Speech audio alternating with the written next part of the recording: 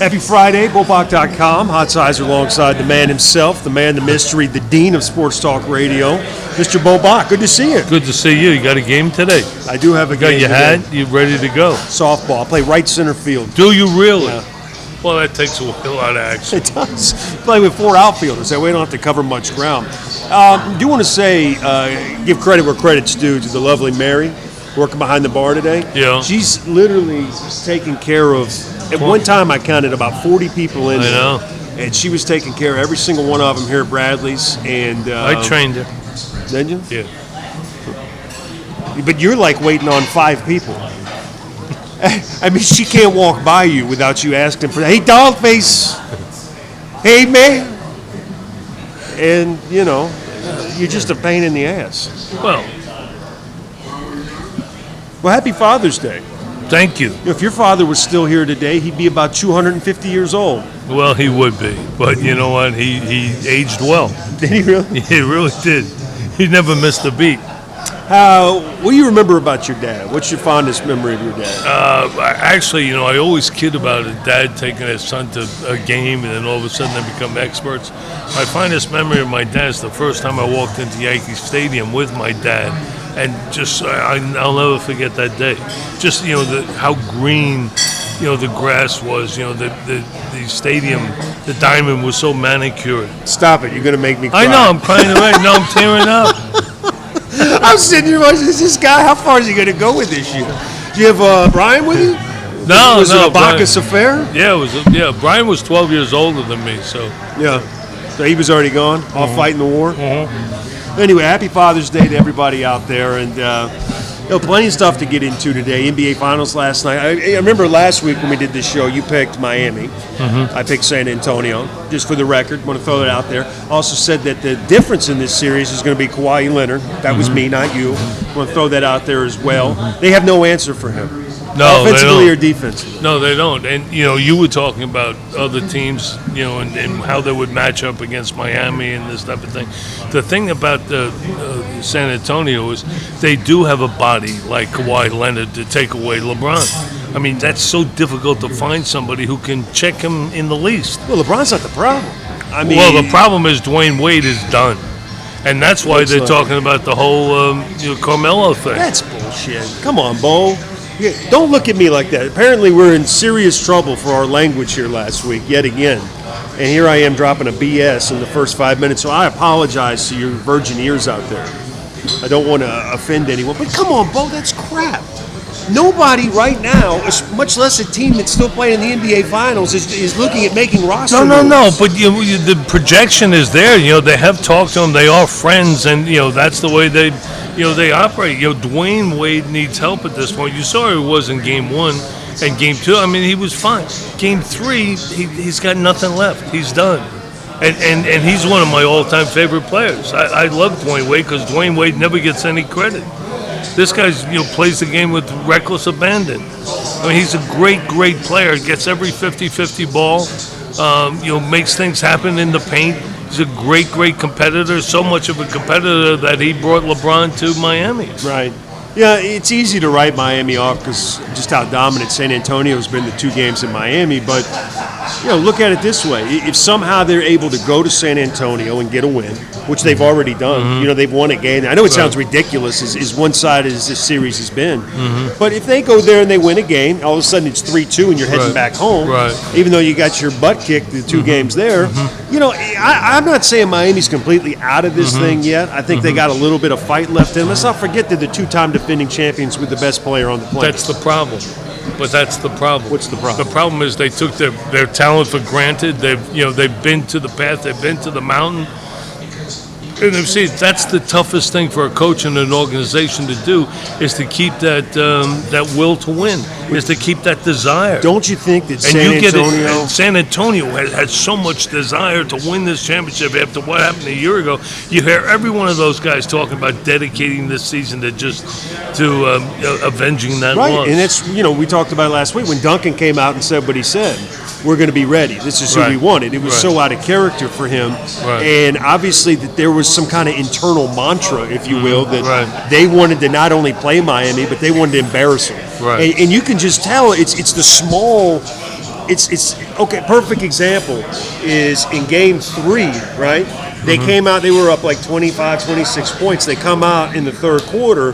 Miami gets back into the game. Right. The crowd gets into the game. They make a run. Well, of course, they ran out of steam. Right. San Antonio wins the game. But you saw them come out of the locker room last night. They weren't going to let that happen again. Right. You know what? He was, hey, if we win the third quarter, Right. we're already up 20 points. If we win the third quarter, it's over. The series is over. In fact, wasn't it Kawhi Leonard who they interviewed, Doris Burke interviewed at halftime going in? And didn't he say we've still got a third quarter? Right. That was so That's the thing about Greg Popovich. He's just to me, when everybody says he's the best, he's the best, he's the best, he's the best. You look at him with kind of like a glanced eye. You say he is unequivocally well, what the it is best. when you say you look at him with a glanced eye is he's so unassuming, and it's such an unassuming market. Right. And it's it's a guy from France. It's a guy from inner city Southern California, Kawhi Leonard. It's a guy from the Virgin Islands. Right. It's a guy from Argentina. Right. It's just like this mishmash of players. And when you say that he's unassuming, you wonder what it is about him. Right. How does he get these guys to respond? Right. To me, I think it's the hardest job in professional sports is to be an NBA head coach. Probably so. I mean, how you manage those egos and the kind of money that they make. And guess what? If you don't win games, these guys are making $10, $15 million a year. You're making you're $2 million. Gone. Who's the first guy to go? Yeah. And the thing about that team is the camaraderie, how close they are. How They much play checkers in the locker room. I've seen them. I'm telling you, when they were on the plane together. I was hoping it'd at least be Scrabble. Scrabble? I was hoping it would, but it's not. Does Manu Ginobili get words if he spells words in Spanish? He does that all the time. They slap him. Shaq They slap That's him. one of my favorite commercials when Shaq is playing Scrabble. Yeah. And all he's doing is adding a cue to everything. And the guy goes, "Where are you getting all these cues from?" And he takes the cue and he goes, "Shaq, that's a winner." Where are you getting all these cues from? By the way, are they endorsing the hell out of that guy or what? Shaq? Shaq's everywhere. Everywhere. You know what? And when I see him on TNT, and I'm thinking, Shaq is good. He's not that good. He's not as quick-witted as Charles. Charles is really, of course, talented. But Shaq outdoes him, out-revenues him, by a ton. I think people are scared to attach their money to Charles Barkley. Probably so. Because there's no telling what the hell he's going to... Well, how about when he did the Weight Watchers thing? Right. Do you remember that? When he was endorsing Weight Right. Watchers. Mike was still on. They said, "Hey, Chuck, how's that Weight Watcher?" "Man, that shit don't work." He's like, "Man, I just cashed a check. Look at me." That's why he's not getting the endorsement. Probably so. Right? Probably so. No, but they, like I said, I don't think Shaq's that bad. I just think it's that those other three guys are so good, and they built a brand, and they added another piece to it, and he's gonna find his way. But those other guys are just great. I think what's amazing is working with Dennis Scott at 790. As much as getting to know him, it's amazing how much of his personality is Shaq's. You understand what I'm saying? Right. Because Dennis is the outgoing guy. Right. And he completely rubbed off on Shaq. Right. That's all Shaq's stick is Dennis's. Right. It's all his probably right. stick. Yeah. I was thinking last night, the only thing wrong with San Antonio's masterpiece, there's one thing wrong. You're supposed to say, "What is that, Bo? What is that, Mr. Bach?" Trying to think what it is. Where they need like a Nigerian? What is it? They have like the United Nations of basketball? Ginobili's ball patch. Right? That's the only thing wrong. It doesn't look right. Will you stop with that? Will you do something? Get a Merkin and put it on there, will you? I tell you what, when you play like that, you can wear whatever you want. And you know what he needs? He needs a rat tail. He had that reverse yarmulke with the rat tail. That would be a hell of a look for him. I wonder if this is their last go, though. I wonder if they win it all, and then Duncan just says, the hell with it. You know what? That's what I was saying at the top. That's the toughest thing to do is compete. Is to keep that desire Valentine to pumping compete. under the nose, that doctor? Valentine pumping. Yeah. That's really one of Miami's problems. Is they took it for granted. They'll just go through the motions. They'll turn it on, and LeBron will turn it on whenever he wants. Nobody can stop him, and they'll just cruise to victory.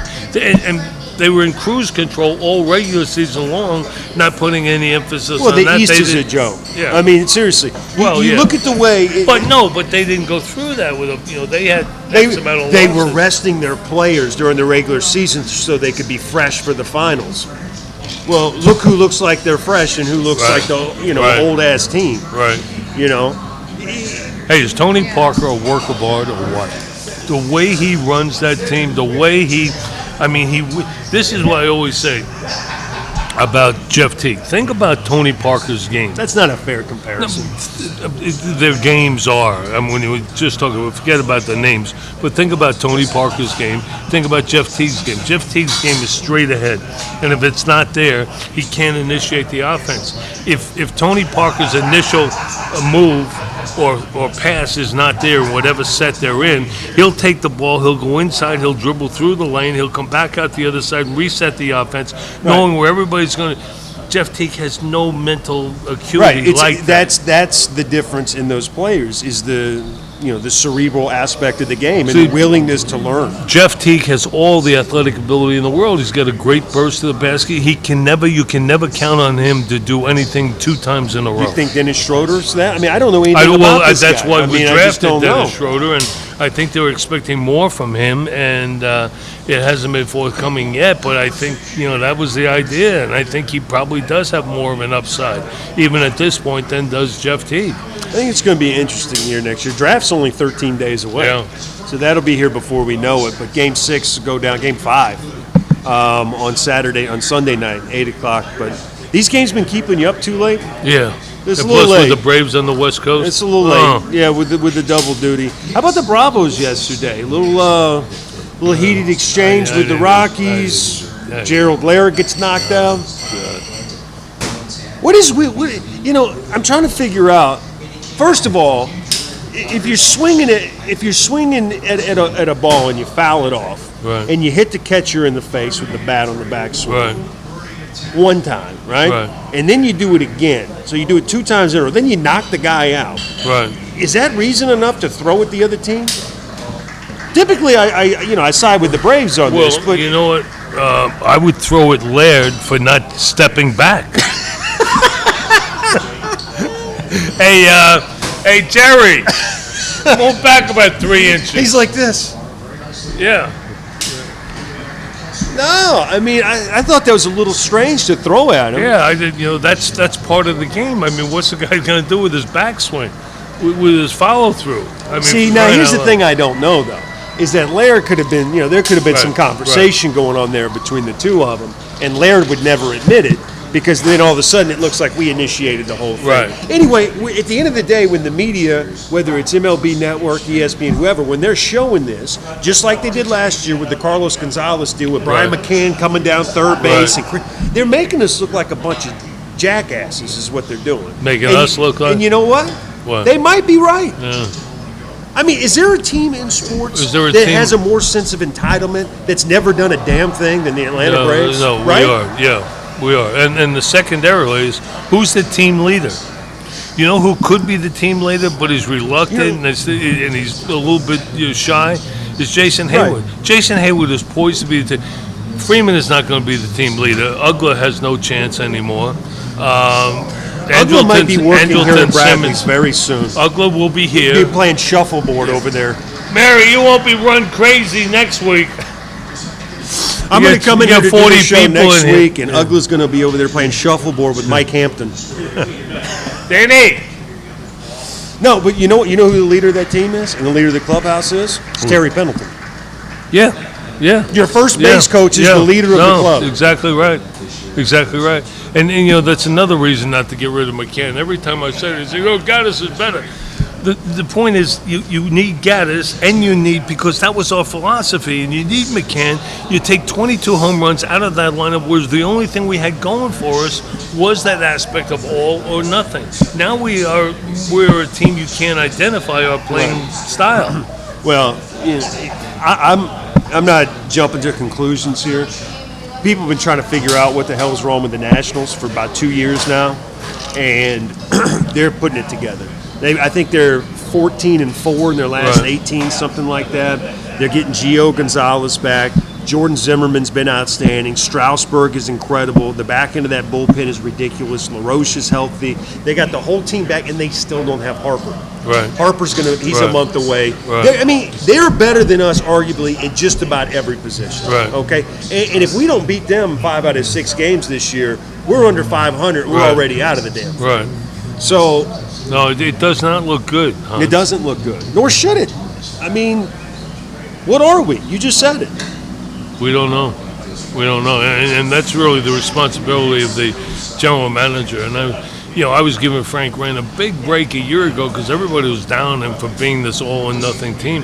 I said, hey, it's a philosophy. Let's go with it. It's something we can bank on. And you know what? It was successful. Now all of a sudden you break it up with no plan in mind. Now you become a hodgepodge team, a conglomeration of guys that really have no essence of style. Well, the pitching's been a surprise, but you lose Beachy, you lose Medlin. They've been doing it with smoke and mirrors. I mean, Harang and Floyd and some of these guys, they. What's the worst news though of the week? The worst other news than of me having to be here today. Worst news of the week. And by the way, when we start this show next week, if there is a next week, we never know. No, you don't. Because today's Friday the 13th, and apparently there's solar flares. I knew that. That's why your hair looks so good. Astrology was my second major. And next week when we start the show, I will be quick to point out that, and I picked Miami. And Miami Astronomy was, and or I said that. Isn't astrology like astrology? I'm a Sagittarius. I thought you were feces. So stupid. Anyway, back to your point. The worst news. Hard Knocks coming to Atlanta, coming to the Falcons. Why do people give a shit about that? Because you've been up there, nothing happens. Hans, I go there, nothing happens. It's the most boring place in the world. You know what? We're coming off a 4-12 season. We've never been a physical team. All of a sudden, they've caught on to the fact that, hey, we're not a team. Well, so they bring in Brian Cox, they bring in Mike Tice just to generate some energy and excitement, get them going. Now all of a sudden you bring in Hard Knocks. You cannot say the things you would say. You cannot act the way you were going to act. You cannot do the things you were going to do. I disagree. I think they're going to ham it up. I'm telling you. I think they're going to ham it up. Make sure the camera's on. That's the worst thing you can do. That's what's going to happen. I mean, we've lost the team already just by virtue of the fact that we said Arthur's rationale. You know what the whole point is? Arthur's rationale is it's good national branding. The franchise is worth $933 million. You spent $525 for it. For crying out loud, Arthur, give us a break, will you please? Can we please go for a championship? Can we please be a Lombardi contender instead of increasing the net value of the club? He's trying to sell PSLs. That's what it is. He's trying to sell PSLs for the new stadium. Yeah, of course. Right. But they're going to show, you watch, they're going to ham it up. Roddy's going to have his fishing hat on, Julio's going to be working back his Liz Frank injury. Right. What other storylines they're going to have? Big rookie, right tackle coming in from Texas A&M. What was it like playing with Johnny Football? They'll make that about that somehow. Yeah, right. Somehow weasel Johnny Football into the mix. But the point is, all the things that you said and what I said does not make for a good football camp. Does not focus you. So does not let me allow tell you you. to So do how does what this you need happen? to get done. You go from being shut to the media, right? You close practice to the media. I can't go. But HBO can go. But HBO can go. That's what I wrote today in my commentary. By the way, if you'd like to get on my commentary list, it's bbock, BEAUBOCK @gmail.com. So email you, and then you will return them with a subscription. I don't know any other way to do it. If we had, if we had an engineer. You remember how we used to have Edward? Remember? He got a ticket today. I know he got a ticket. He deserved the ticket. If you think he would put that on there, like just on the screen, bbock @gmail.com, you think? I don't know. We're a little bit behind when it comes to these things. He's going for net value of this show. He doesn't care about the viewer. Both of them. Right. The hell with both of them. The Spoon will be watching it from the sidelines. Everybody's trying to downplay this, saying, he's only played so many games in so many years, and it doesn't matter. Your weakest, least depth position in the whole football team is linebacker. That's why you drafted 4 or 5 of these guys, and he's your best one. Well, the fact of the matter is, I think Spoon is overrated. But I agree with that. But he is the only one who'll hit you, right? With the exception of Warlow, who was a rookie a year ago. Now, other than those two, now you lose one of those, and you're right, we didn't have much depth at linebacker. In fact, we were not NFL caliber at linebacker. We're still not. Yeah. Still not. So this will probably open up a spot for Bartu.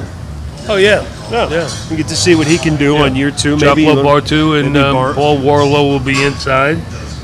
Prince Rebus, we'll see how, we're relying a big part on rookies, relying on rookies at safety. Nah, I think they're going to go with the They're going to start with that, but, that's why we drafted him. Yeah, that's why we drafted him. Yeah. I don't know. I want to be optimistic about this team. I tell you one thing. I listened to the other sports station the other day, the FM one, the old Z93. Yeah, the old FM. And it's unbelievable how much they just kill the local teams. That's their whole deal.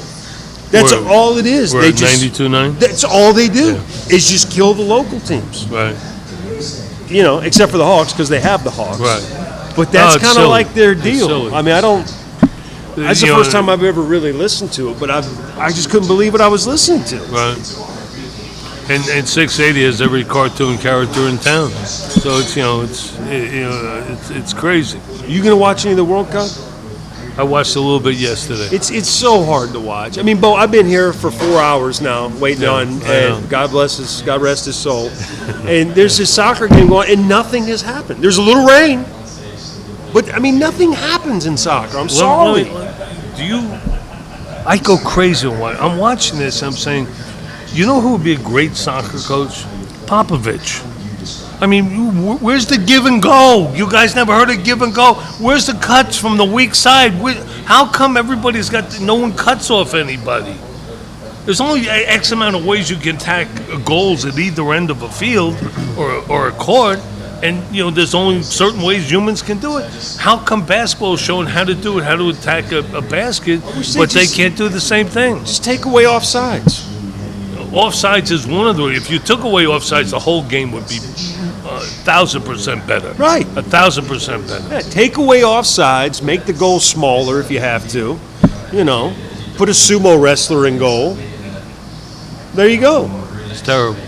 No, I mean, I don't understand the fascination with the game. I just don't get it. Well, maybe we should ask Arthur because he bought a team. He could I don't explain. know. I mean, it's just, when a game ends 0-0, I mean, I just don't understand the point. And it's like 3 hours long, and nothing happens. And the other day I was talking to this guy at my other job, and he was telling me, I said, why are they only playing 2 games a day? I didn't realize this. They take 5 and 6 days off in between games. Really? Yeah, like it's the NFL or something. There's a whole new appreciation of the guys in the NBA. Go at it, 4 times a week. Yeah. Well, I've had it with you. Well, I'm so glad that I came out to be a part of this. I want to wish you a happy Father's Day face to face. Thank you. AJ, wherever you are out there. Happy Mother's Day. Yeah. We'll see everybody. Hey, guys.